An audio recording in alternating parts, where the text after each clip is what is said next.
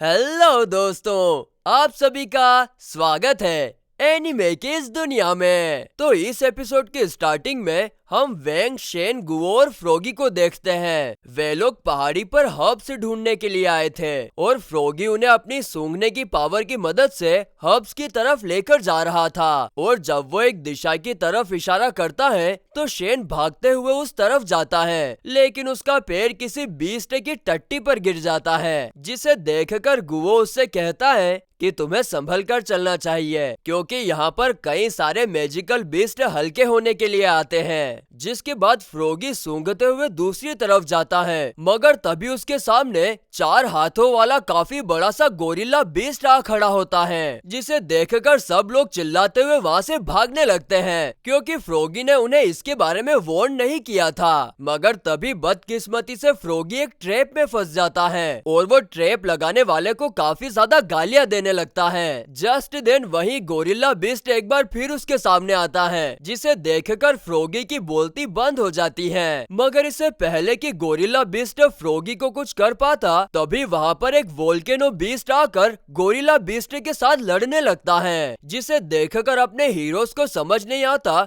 कि आखिर एक वोल्केनो बीस्ट जंगल में कहां से आ गया। जिसके बाद वोल्केनो बीस्ट अपने मुंह से खोलता हुआ लावा निकालकर गोरिल्ला बीस्ट को हरा देता है। इसके बाद हम देखते हैं कि जैसे पोकेमोन कार्टून में पोकेमोन को एक पोकी बॉल में रखा जाता था, ठीक वैसे यहाँ पर गोरिल्ला बीस्ट को एक डेमन बॉल में कैद कर लिया जाता है। और ये कारनामा करने वाला और कोई नहीं बल्कि टैंग था। आगे टैंग अपने हीरोज को बताता है कि डेमन बॉल में एक बार किसी डेमन या फिर बीस्ट को कैद करने के बाद वो हमेशा के लिए कैद करने वाले का पेट बन जाता है। और इस डेमन बॉल का इन्वेंशन और किसी ने नहीं बल्कि योशिको की फैमिली ने किया था। जिसके बाद टैंग उन लोगों को भी अपने साथ बीस्ट हंटिंग पर चलने के लिए कहता है, लेकिन गुओ इसके लिए साफ साफ मना कर देता है और कहता है कि बीस्ट कोई खेलने की चीज नहीं है जो तुम उसे खिलौना समझकर अपना पेट बना रहे हो। जिसे सुनकर टैंग उसका मजाक उड़ाते हुए वहाँ से चला जाता है। इधर अपने हीरोज भी वहाँ से जाने लगते हैं और बेचारे फ्रोगी पर किसी की नजर ही नहीं होती, वो काफी टाइम से ऊपर लटका हुआ था। वहीं आगे हमें पता चलता है कि गुओ इतना ज्यादा गुस्सा क्यों हो रहा था, क्योंकि उसकी फैमिली एक स्पिरिचुअल पेट शॉप चलाती है और लोग कई बार पेट्स को लेकर तो जाते हैं, लेकिन कुछ दिनों के बाद उन्हें स्ट्रीट पर अकेला छोड़ देते हैं। तभी गुओ को एक खरगोश ट्रैप में फंसा हुआ दिखता है, जिसे वो तुरंत पेड़ के ऊपर चढ़कर आजाद कर देता है। और फिर वे लोग बात करते हैं कि ना जाने टैंग ने जंगल में ऐसे कितने और ट्रैप्स बिछा कर रखे हैं। तभी फ्रोगी को कुछ अजीब महसूस होता है और वो उन लोगों को एक पेड़ के पास लेकर जाता है, जहाँ पर एक बेबी यूनिकॉर्न जख्मी पड़ी थी। उसका काफी सारा गोल्डन ब्लड लॉस हो गया था, जिसे देखकर फ्रोगी कहता है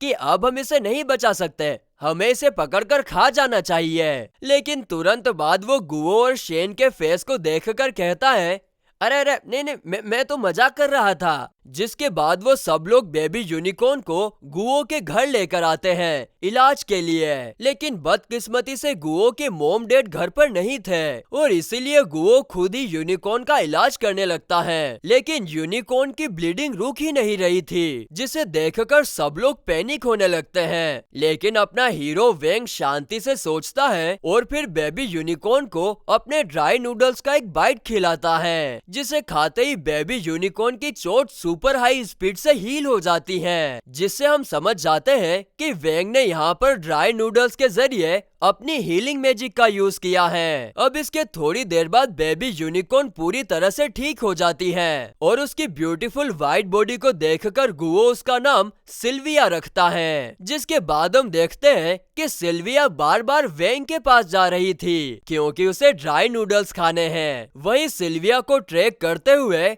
टैंग ईशा के साथ वहां पर आता है। ईशा अपने हीरोज को बताती है कि स्पिरिचुअल बीस्ट एक्ट के तहत जब दो लोग किसी वाइल्ड बीस्ट को पकड़ने के लिए फाइट करते हैं, तब वो वाइल्ड बीस्ट उसका होता है जो सबसे पहले उस पर फिजिकली अटैक करता है। और इसके अनुसार सिल्विया टैंग की है, क्योंकि टैंग के बनाए हुए ट्रैप के कारण ही सिल्विया हर्ट हुई थी। जिसे सुनकर शेन टैंग को पीटने जा ही रहा था कि तभी गुओ उसे रोककर कहता है कि अगर तुम स्पिरिचुअल एक्ट की बात कर ही रहे हो तो चलो इस मामले को उसी तरीके से सुलझाते हैं। यानी कि उसका मतलब है कि सिल्विया को पाने के लिए अब दोनों अपने अपने बीस्ट के साथ फाइट करेंगे और फिर जो जीतेगा सिल्विया उसकी हो जाएगी, जिस पर टैंग एग्री करता है और अपने वोल्केनो बीस्ट को बाहर निकालता है, जिसे देखकर शेन गुओ से पूछता है कि क्या तुम्हारे पास लड़ने के लिए कोई बीस्ट है। तो गुओ फ्रोगी की तरफ देखता है और उससे कहता है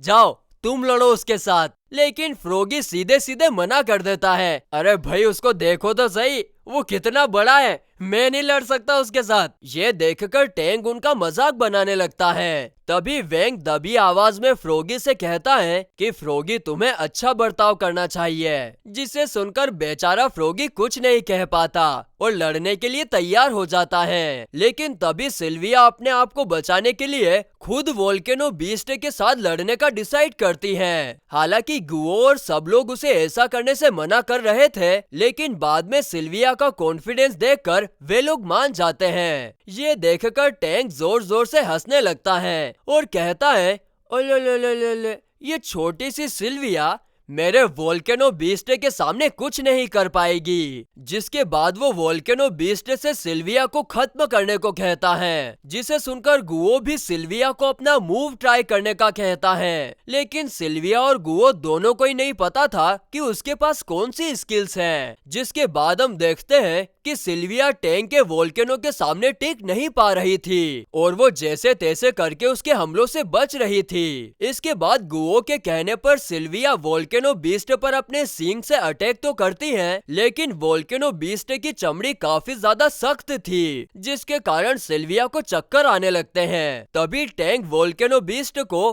फायर अटैक करने के लिए कहता है, जिससे सिल्विया बच तो जाती है, लेकिन अब वो आग के बीच फंस चुकी थी। जिसे देखकर टैंक वोल्केनो बीस्ट को अपना आखिरी और सबसे खतरनाक हमला करने के लिए कहता है, जिसे सुनकर शेन और गुओ समझ जाते हैं कि वे लोग अब सिल्विया को नहीं बचा पाएंगे। लेकिन तभी वेंग अपनी पावर का यूज करके सिल्विया के सबकॉन्शियस माइंड से कनेक्ट करता है, जिसके कारण हम देखते हैं कि जो ड्राई नूडल सिल्विया ने खाए थे वो उसके डीएनए में मिक्स हो जाते हैं। यानी वेंग ने अपनी थोड़ी सी पावर उसे दे दी है, जिसके कारण सिल्विया अब इवोल्व होकर बड़ी हो जाती है और उसकी पावर भी अब बढ़ चुकी थी और अब बढ़ी हुई पावर के चलते वो सक्सेसफुली वोल्केनो बीस्ट के सबसे खतरनाक अटैक को रोकने में कामयाब होती है। जिसके बाद वेंग सिल्विया को ये सब खत्म करने के लिए कहता है, जिसे सुनकर सिल्विया भागते हुए वोल्केनो बीस्ट की तरफ जाती है। उसे आता देख वोल्केनो बीस्ट की फट चुकी थी, इसीलिए वो अपने मास्टर की तरफ भागता है। तभी सिल्विया उसे जोरदार टक्कर मारती है और वो अपने मास्टर के साथ